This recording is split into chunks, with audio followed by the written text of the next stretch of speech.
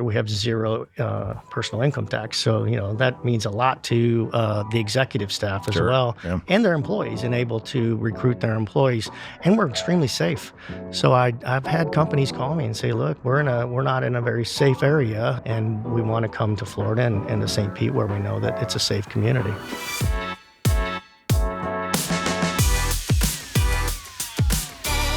Well, welcome to Money Market, a Bank of Tampa podcast. We highlight the businesses, business expert advice, the local economy, and points of interest in the Tampa Bay market. Follow us on YouTube, Spotify, Apple, and wherever you find all of your podcasts. And make sure you like, follow, subscribe, and share this episode with a friend or colleague. I am your host, Owen LaFave, the Pinellas County Market President for the Bank of Tampa, Tampa Bay's oldest and largest community bank. We are in St. Pete again, so you may notice some construction noise in the background due to construction, because St. Pete's on fire and they're building on every corner. And our guest today is going to talk a little bit about that. Mike Swesey, who's the president and the CEO of the St. Pete Economic Area Development Corporation, or EDC for short. Mike has more than 30 years of economic development experience. Prior to joining the St. Pete EDC, he drove the economic growth in a variety of roles at the Greater Des Moines Partnership in Des Moines, Iowa for more than 2 decades, most recently as the executive vice president. He led 30 successful expansion relocation projects each year, creating more than $1 billion in new capital investment. We're counting on him to do the same thing in St. Pete. No pressure, but Mike, welcome to Money Market. Well, thank you, Owen. I appreciate it. Yeah, you got it. I mean, let's start with, for those that don't know, what is the mission of the EDC? Yeah, thank you. So the EDC was put together in 2016. It was part of the Grow Smarter campaign out of the city of St. Petersburg, and grew out of the Chamber of Commerce as well. And we had a consultant come in and take a look at St. Petersburg and what are we doing well? What can we do better? What are we missing? Well, we were missing an EDC, an organization that would go out and market St. Petersburg to the country and to the world. So our mission is to help companies discover, explore, and ultimately choose or become St. Pete. Great. No, this is a long time coming, so I appreciate you having you in. We had Craig Richard from Tampa. We had Bill Cronin from Pasco. Now, of course, representing the greater St. Pete market. How does the EDC differentiate themselves from a Chamber of Commerce and other economic development type organizations in the community? Sure. So chambers of commerce are generally, they generally work with small business and they help grow the existing economy. And EDCs are more about bringing in new companies, out-of-market companies that generally don't rely on the local economy for their customers. So they rely on a larger audience and generating additional wealth for the market. Okay. This is not intended to dog Des Moines, Iowa, because I think you're actually the third person I've met from Des Moines. But people that come there seem to love it. I've never visited, but so what enticed you to come from Iowa to St. Pete? Well, Des Moines is a great city. I worked there for over 20 years. Very vibrant community, a lot like St. Petersburg. My family has vacationed generally in Pinellas County for over 20 years, so very familiar with the area. I watched St. Petersburg start to transition in the early 2000s, and I always wanted to end up in the Tampa Bay area, specifically Pinellas County. And when I saw the St. Petersburg position open up, I was super excited. And the consultant who had the assignment, I was one of his first calls because he knew how much I loved Florida and St. Pete. Okay. Now, very different from a geography standpoint, but compare and contrast Des Moines to St. Pete. Yeah, great question. So they are similar sized cities, both almost exactly the same population. The region around Des Moines it's smaller. It's probably about 800,000. Of course, our region is 3.5 million. Very strong industries in both communities. Both are really centered around insurance, financial services, a lot of tech growth in both cities, and both communities are growing. And so it was exciting to come to St. Pete and be part of a growing community. So besides growing, how would you describe the economic climate right now? It's strong. It's strong and it's exciting. There's very few things holding us back currently. Class A office space is one of them. So we do need to work on additional space for growing companies. But we're seeing a boom in tech. Our financial service industry is strong. We're seeing a lot of FinTech companies. And quite frankly, we're seeing a lot of headquarters that are looking from mostly the Northeast, but high cost of doing business areas to Florida. And St. Pete's winning on a lot of those. What do you think is driving that movement of companies coming not only, to Florida, but specifically to St. Pete? I think it's the business climate, taxation, regulation, quality of life. So companies are looking for high quality of life, high quality areas where they can recruit and retain employees, and people want to live here. We have no income tax, personal income tax, very low taxation on companies, and when it's easy to do business.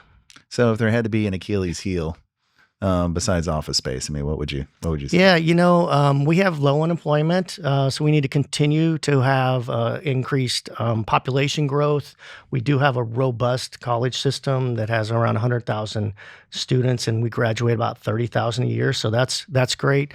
I think we've made the transition in St. Petersburg, as we jokingly say it used to be God's waiting room, and now we call it hipster heaven, because the younger population, they've noticed St. Pete and they want to be here. So it would be just to keep our growth going, and then of course a lot of cities are dealing with affordable housing, and so we do have some efforts on affordable housing, and then I guess the last thing would be transit to keep keep it easier to get around the community and around the metro. We are not alone in either one of those. I would kind of go back to transportation and say, there are some metro areas and communities that are better than St. Pete and Tampa Bay for sure. Affordable housing, nationally we're dealing with a crisis, but can you talk about some of the initiatives that, the county, some of the cities are working on to address both?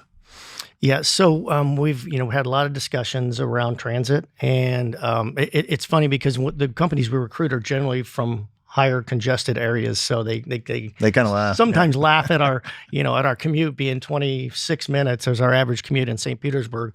But there's a lot of discussion metro wide at transportation, whether it's water, additional lanes on the interstate systems.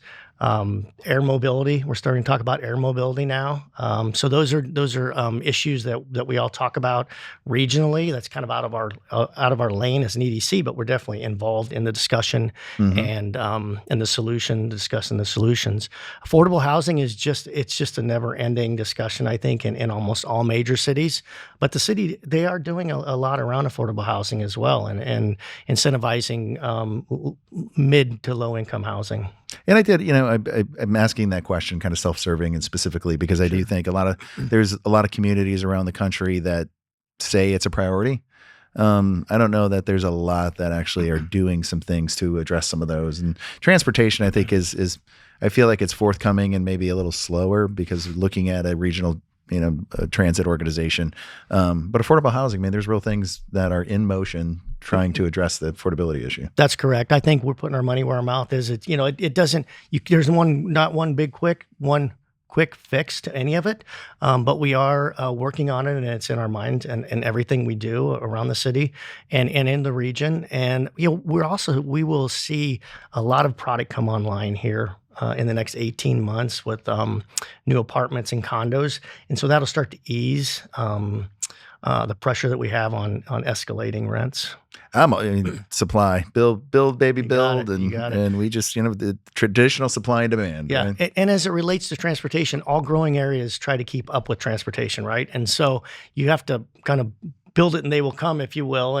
But unfortunately, when you spend taxpayers' dollars on new road construction projects, it's usually you're playing catch up most of the time. So you mentioned some of the industries that are really growing pretty substantially. So tech, FinTech, financial services, marine, medical, of course.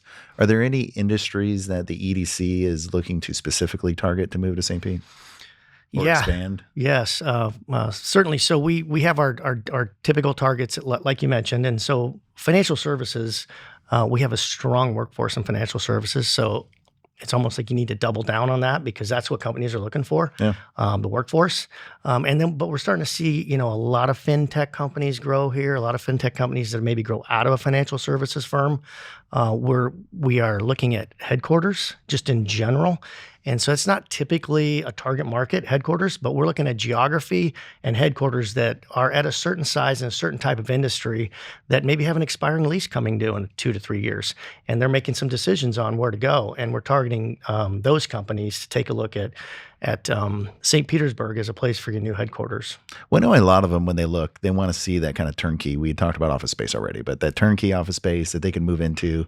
We do have a couple, large projects, Class A office buildings that, there's going to be some space available. Some of that has started to be accounted for.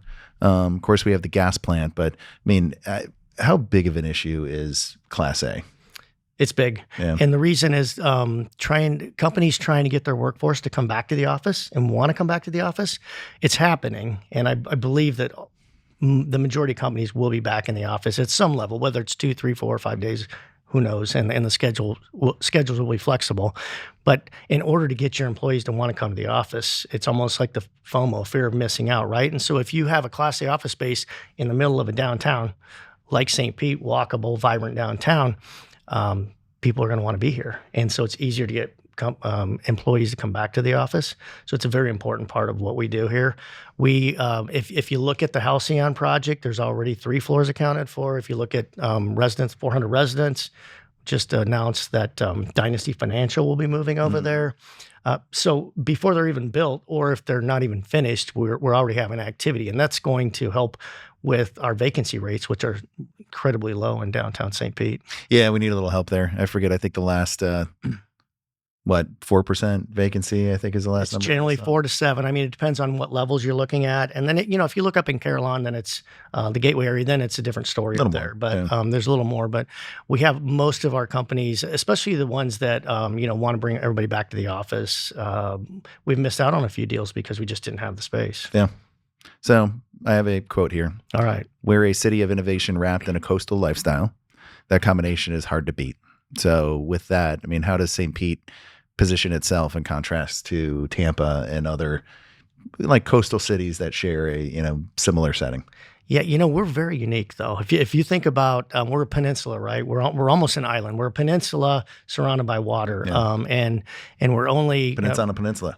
From where, a peninsula on a peninsula, right? Yeah. But where we're sitting right now, literally, we could drive over and have lunch at the beach and come back, and be back in an hour. So it's a very unique situation that we have here, with all the amenities around. Essentially, the quality of life and the live, work, play lifestyle, which a lot of communities say they have it, but we actually have it, right? And so as we differentiate ourselves from, let's say, Tampa and other areas in the region, we have a very walkable, livable downtown. It's kind of interesting. We're playing catch up on office space, but we were ahead of the curve on people living downtown. So that really created the 24-hour vibrant downtown where restaurants, they can't survive on lunch, right? So they have to have the nighttime activity as well. So we're playing catch up on the office space, but we were already there with residential, and we're thriving in residential as well. It's just kind of the perfect combination. So we have a term we like to say that St. Pete's business friendly, yet laid back. And so we have that lifestyle, but you can see all the business people walking around during the day as well. Well, I appreciate you dressing up. It's not unusual for you to wear a sports coat, but usually you've got your pink floral Florida shirt going on. That's true. Well, I definitely adopted the Florida lifestyle. Pink, orange, green, whatever it takes. That's right. Bright, fun colors, a lot of energy. It's good for the sunshine. Thank you. It did take me a while to do that, though. I had to get the Midwestern roots out of me with the tie and the. It gets you. You still have real shoes on and that flip flop, so that's true. That's true. Thanks for wearing closed-toed shoes to the meeting. They are tennis shoes, though. I do see. Sneaker culture. The sneaker culture. Do you want to talk? Well, since we're talking about sneaker culture, part of what's driving a little bit of that is the movement of Foot Locker to the market. You want to talk about that win? Love to. So we've had a lot of wins from New York City, and Foot Locker was obviously the highest profile recent win that we've had. And I think what most people don't realize is Foot Locker was not only a headquarters relocation and job creation project, it was also a job retention project, because Foot Locker had about 150 people in the market already with Champs Sporting Goods. And if they chose another location for the headquarters, who knows, right? They could have been at risk. I'm not saying they told us they were, but they could have been. So that was a big deal. So as Foot Locker as they grow, and this was part of a plan to, they call it the lace up plan, to really get back to profitability. And part of that was to move to St. Petersburg to save 20, 30% on operating costs with their headquarters. So that was an exciting project for us, kind of a reoccurring theme. We've had other companies relocate from their headquarters from Manhattan. We've had Dynasty Financial, ARK Invest, Webull, which not a lot of people know about Webull, but it's their world headquarters. And they're an online trading platform. They recently went public. Smart Choice Communications. The list kind of goes on and on with companies that have moved from Manhattan to St. Petersburg. So what is the pitch? I mean, if you're going into Manhattan and you're sitting down with a CEO, what do you say about St. Pete? Yeah, well, the pitch is our cost of doing business, our business climate is extremely friendly in Florida. Our regulations are extremely business friendly. And in St. Pete, we have the warm and inclusive community in a walkable lifestyle that you can have in downtown. Again, live, work, and play. In addition to that, I mentioned earlier, we have zero personal income tax. So, that means a lot to the executive staff as well, and their employees, and able to recruit their employees. And we're extremely safe. So I've had companies call me and say, look, we're not in a very safe area in whatever city they're in. And we want to come to Florida and to St. Pete, where we know that it's a safe community. We just mentioned some good wins. So we just had a little bit of a sad loss where our J-Bill, who, I mean, their headquarters is here. Right. They were talking about building a large AI manufacturing facility in the Tampa Bay region. We hoped in Pinellas County. They're going to North Carolina, which was a little disappointing. I don't even know that we were ever really in the hunt. I mean, there's some unique things about where they're at with energy infrastructure. So, I don't know if we were a real player or not, but how do incentives? I mean, they gave out over $22 million in incentives. What tools are available to the St. Pete EDC, the county EDC, the state level that you can utilize to help entice some of those companies to come?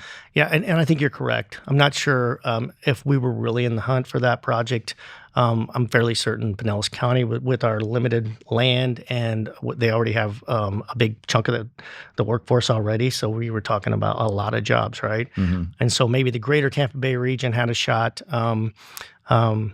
But back to your question is, what incentives do we have? So we have workforce training incentives. We do have ad valorem tax exemptions on new construction, or if you increase the value of a facility. And then the state, they do have some incentives, not like they used to. But if we're looking at a headquarters operation, headquarters move, then it's kind of like the rules change a little bit, and both with city and county and the state, we can get a little more aggressive, like we did with Foot Locker. But a lot of the incentives are baked into the cost of doing business and the business climate that we have here. So we've done a good job of making it a really nice place and affordable place to do business. And so when you see the big incentive numbers that come out from North Carolina or Texas or whatever it might be. And Georgia. I mean, Georgia's incredibly aggressive. Yep. Georgia is as well. If the decision is made on the incentive, we probably won't win. Decisions are generally not made just on the incentive. You named a few of the criteria for this project: the power, the availability of power, the cost of the power, the workforce. Sometimes it's access to customers, whatever it might be. If the final decision is based on incentives alone, which it almost never is, then we're not going to win. You'd mentioned talent. So how does talent retention and growth also factor into the EDC's work? That all factors in. All the different resources out there are partners of ours. Our job is to recruit the companies, and we've got other organizations that help to train the employees, get the upcoming workforce ready for the jobs that we'll have. So they're definitely all partners of ours. With the colleges and even the high schools are starting to get involved as well. How do you collaborate with the local university? We have some great local universities here and colleges. Yeah. How do you work with them? They're one of our first calls when we have a prospect, so we can talk about the workforce, what they're training people on.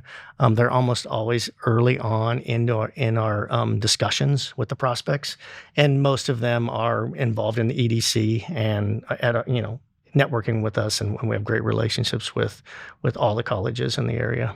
Okay. I think what's really pressing on a lot of people's mind is we had a great opportunity with the gas plant district and the Rays being an anchor tenant and the Rays Hines redevelopment deal.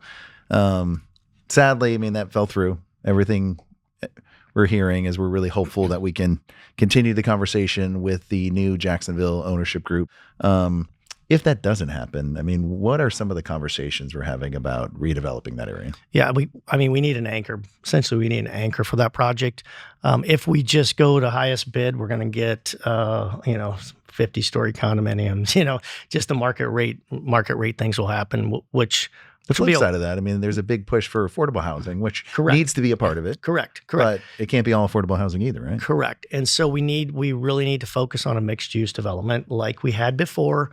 And who's the anchor? I guess anchor tenant. It's not necessarily anchor tenant, but there's been some talk about a convention center. There's a study, what size a convention center might make some sense there. The Rays are going to be there for the foreseeable future. It looks like. I mean, it looks like they'll be there at least 5 years. If they struck a deal to build a new stadium somewhere else today, that's going to take 3 or 4 years. Then that'll be a good time to talk to the new ownership group and see if we can package a deal to entice a new stadium or not. If not, we need to get maybe not a master developer, but if we had pieces of the project that we have visions for, which would include everything we wanted before minus a baseball stadium. Yeah, I think that would be a win. Yeah, and we will be starting 3 to 4 projects in the next few years on the site. So there's a lot of parking area that won't be used moving forward. And so there will be opportunities to see movement and progress on that site. We're trying to figure out what that means. And in my mind, from the EDC, it means we need some Class A office space. So if it is a development of some kind of housing, we need mixed use, right? So we need retail, we need office, and we need housing in phase, early phase. One of the first phases will probably be affordable housing and be a senior affordable housing project. And we need all of that. I mean, I guess what I'm a little apprehensive about is without having a true plan, that we just start building and it ends up not being cohesive, and it's a lot more of what we already kind of have, and it's a little bit of hodgepodge, not kind of well thought out. I think too. I'm not going to paint you in a corner. I hate the convention center idea. I mean, most of them around the country are subsidized to some degree. I mean, there are some that are very successful. I don't know that's necessarily the rule. I'm certainly not the expert, but the ones that I've looked into, unless you're talking to the Convention Center Bureau, most of the studies show that you have to subsidize. And if we're going to subsidize something, I don't know about you, I'd rather subsidize baseball. Well, it's no secret I'm a big fan of baseball. I'm a big fan of the Rays. Part of the reason I took this job was for that project, the excitement of being part of that scale of project, a transformative project. So I hope we figure it out, and I hope we get a deal done, and we keep the Rays on this side of the bay. And I think we've got a shot. It's not as solid as it was at once, I believe, but we're definitely in the mix. No, we got to be in the fight. I mean, we're in a fight, and we're going to go down swinging. We're not giving up, that's for sure. But if it doesn't happen, we kind of have to have a plan B, right? And so I don't think it'll be hodgepodge. I think there'll be 3 or 4 projects that happen in the next 3 or 4 years, or that are announced, that start to happen. And then when we get clarity on how many acres we have to master plan as we move forward, and maybe after 2028 or whatever it might be, then obviously we'll be planning before that, but we'll have a clearer vision of what that means. And whether it's a convention center or not, whether it's a town center, who knows what it might be. There's a lot of opportunities there. With 87 acres, there's just a lot of opportunity. There is. I guess there's a part of me that's hopeful that we don't just toss out the plan, that we reserve wherever the Rays Stadium was going to go for the Rays or something else, but we kind of keep that original plan of where some of that affordable housing is going to go, and hotel and office space, of course, which we've mentioned. There is some sensitivity regarding the gas plant district. So Sure. Another quote, the past is part of the fabric of the future. If we ignore it, we miss a chance to build something authentic. So that area was historically a African-American Black community, has some historical significance. Do you see the EDC playing a role in that at all? In preserving that? We already are. So we've joined forces with the Foundation for Healthy St. Pete. We've brought our members out Well, we hosted a showing of Raised, Mhm. the movie about raising the Thank you for having me on the panel. I property. was grateful to That was participate in that's that. right. You were there. Thank you for that. We appreciate that. We've had our, we just need to raise the awareness. I can't tell you how many people that are from St. Pete that really don't know the history. I tell you, I for one didn't fully appreciate the full story. Yeah, it's just and to see how raw it is, people who grew up there and who were displaced and that kind of thing. We just need to make sure that we protect the history and the past, and that we move forward with that in mind. And I'll tell you, if you haven't seen the documentary and you're listening or watching this, I mean, go find it. I mean, it is kind of pulls at the heartstrings, and there's some good personal testimony in there, and you really get a good sense of how that area was redeveloped and how it impacted the community, as well as how vibrant the community and just neighborhoods were there before the development of what's now Tropicana Field. Yeah. In addition to that, I would also recommend going to Foundation for Healthy St. Pete, having the history Physically lesson there, there. right? Physically Go there, yeah. Physically go to their facility. Go to the website to find it, but then go and there. There's a history wall, and there's a whole program that you can take yourself or your employees through, and it's really eye-opening. And we were one of the first to do it. So the EDC, actually, we were the first to go through that program. Oh, wow. Yeah, and so we are. It's top of mind, and we definitely are going to keep that in mind as we help mold what's happening at the gas plant district. St. Pete has always been known for its creativity and independence. How do you preserve that as we continue to grow and scale and really modernize the St. Pete economy? Yeah, boy, that's a great question. So many cities have grown too fast, and they changed. They lost the sauce, right? They lost the sauce, and we have a secret sauce here. There's a reason people are here. There's a reason that companies love it here and they want to be here. And so if you look at our new brand identity, our new logo, become St. Pete. I mean, we're calling it out. We want you to become St. Pete. We don't want companies that want to come here and change St. Pete. So we're targeting companies that we think fit our culture, and we've done a pretty good job so far. And we want them to dive in and be part of the community and help to preserve what we have. What does it mean to become St. Pete? I mean, that was part of the whole rebranding. And, Right. and by the way, great job with it. It looks beautiful. And Thank you. It's it's something that kind of sticks out in your mind. But what does it mean to become St. Yeah, Pete? I mean, if you look at St. Pete, there's a lot of words that pop up: authenticity, welcoming. Just there's a lot of words that we say that a lot of cities want to be, right, and being part of the community. If you take a look at Dynasty Financial and Cheryl Penny, he said one of the things he remembers most about coming here is a big bear hug from the community, and how welcome he felt in the community.